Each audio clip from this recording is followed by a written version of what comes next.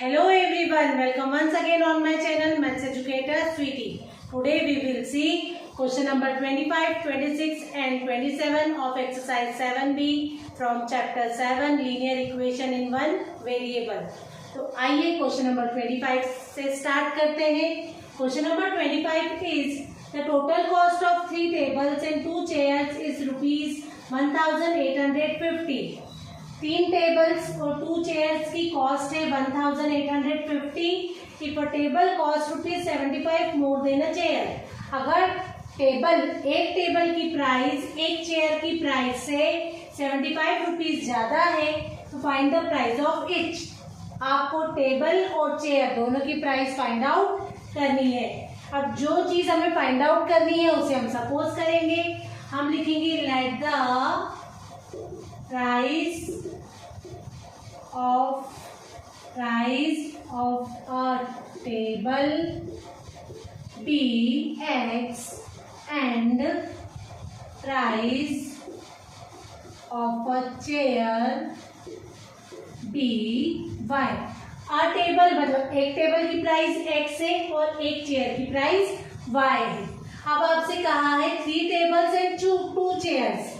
तो हम क्या करेंगे, जब 3 टेबल्स और 2 चेयर्स की प्राइस को हम प्लस करेंगे तब जाके हमारे पास टोटल अमाउंट आएगी 1850. हम करेंगे x एंड y.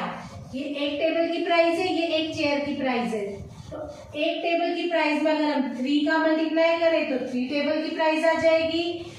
एक चेयर की प्राइस में अगर हम 2 का मल्टीप्लाई करें तो 2 चेयर की प्राइस आ जाएगी. दोनों को प्लस करें तो टोटल अमाउंट है 1850. मतलब 3 टेबल्स और 2 चेयर्स की टोटल कॉस्ट है 1850. इसे हम फर्स्ट इक्वेशन नाम देंगे.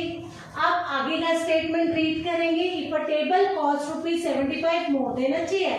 टेबल की कॉस्ट है x, चेयर की कॉस्ट है y. अब हमसे कहा गया है टेबल की कॉस्ट चेयर की कॉस्ट से ₹75 ज्यादा है. टेबल की कॉस्ट चेयर की कॉस्ट से ऑलरेडी ज्यादा है तो हम चेयर की कॉस्ट के साथ 75 को प्लस करेंगे क्योंकि टेबल की कॉस्ट तो ऑलरेडी ज्यादा है. तो चेयर की कॉस्ट को टेबल की कॉस्ट के इक्वल करने के लिए 75 हम चेयर की कॉस्ट के साथ प्लस करेंगे. अब हमारे पास x की वैल्यू आ चुकी है 1 + y + 75.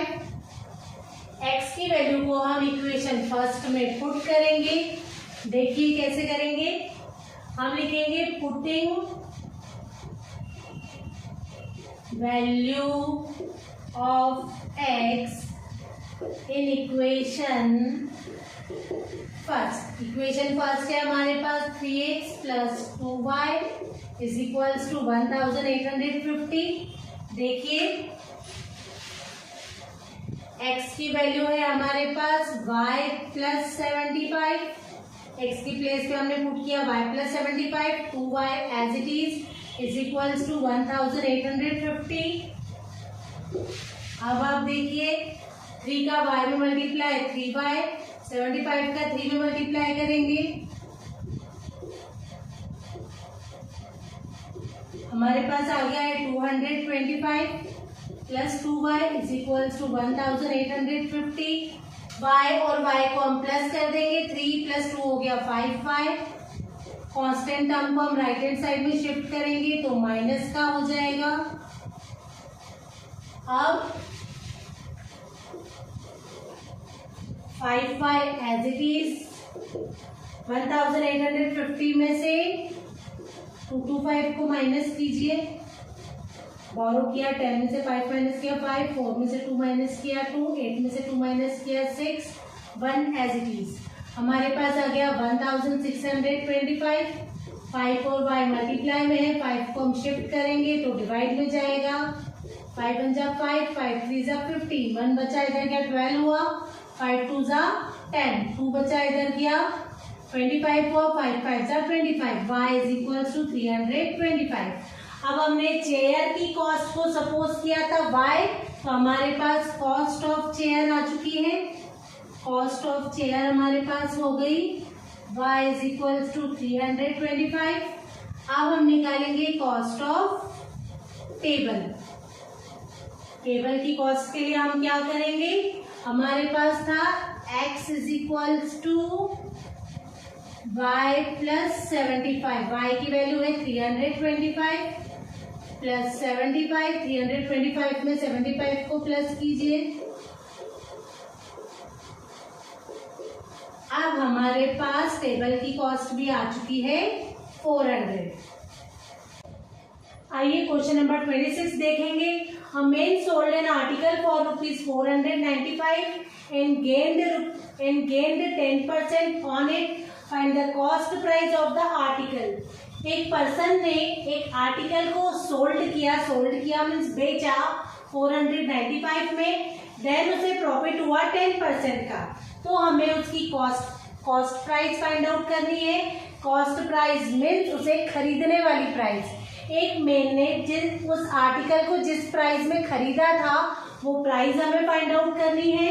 हम क्या करेंगे, अब हम लिखेंगे सबसे पहले selling price of an article is equals to rupees 495।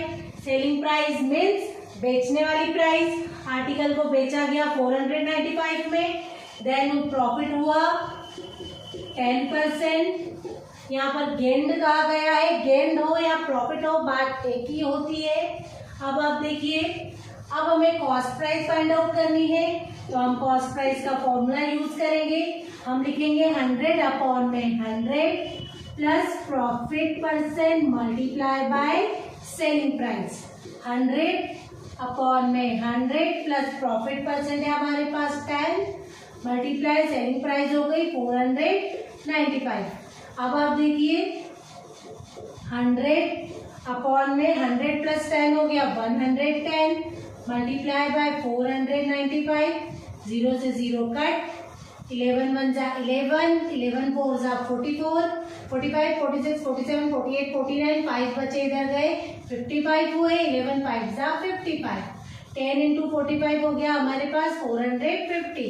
मतलब cost price of an article हमारे पास आ गई है रुपीज 450। आइए क्वेश्चन नंबर 27 देखेंगे। The length of a rectangular field is twice its breadth if the perimeter of the field is 150 metre, find its length and breadth. हमें कहा गया है हमारे पास एक रेक्टेंगुलर फील्ड है जिसकी ये वाली साइड लेंथ है और ये वाली साइड ब्रेड्थ है। जो सबसे लॉन्गेस्ट साइड होती है उसे लेंथ कहा जाता है और जो शॉर्टेस्ट साइड होती है उसे ब्रेड्थ कहा जाता है। अब आप देखिए, हमें लेंथ और ब्रेड्थ फाइंड करने के लिए कहा गया है, तो जो हमें फाइंड करने के लिए कहा जाता है उसे हम सपोज करते हैं।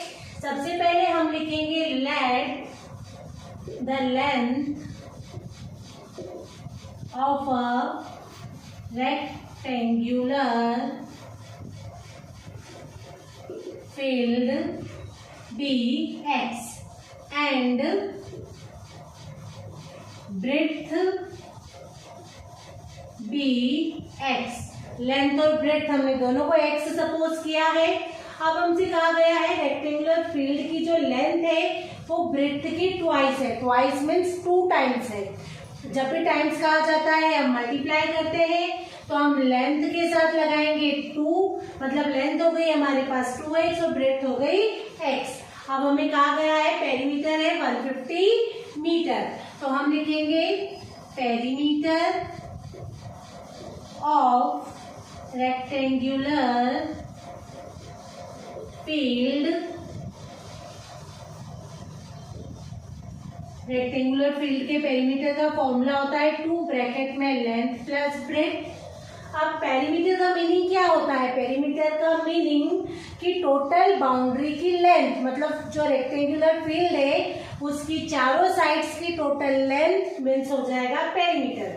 अब आप देखिए 2 ब्रैकेट में लेंथ की प्लेस पे हम लिखेंगे 2x प्लस ब्रेड्थ की प्लेस पे लिखेंगे हम x और पेरीमीटर के नीचे हम लिखेंगे 150। अब हम इसे सॉल्व करेंगे।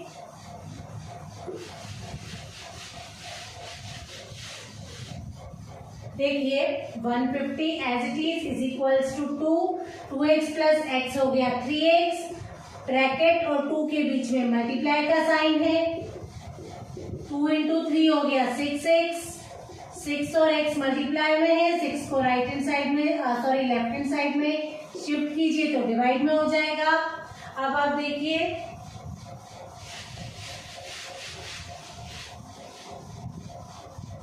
3 2s are 6, 3 5s are 15, 0, 2 1s are 2, 2 2s are 4, 2 5s are 10।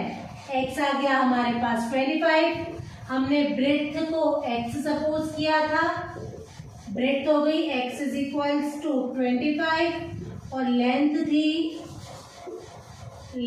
थी हमारे पास 2x। x की प्लेस पे 25 पुट करेंगे, 25 2 हो गया 50। लेंथ आ गई है 25 मीटर एंड ब्रेथ हो गई है हमारे पास ब्रेथ आ गई है 25 मीटर, लेंथ हो गई है हमारे पास 50 मीटर। इसी तरह हम नेक्स्ट क्वेश्चंस के साथ मिलेंगे नेक्स्ट वीडियो में। बाय।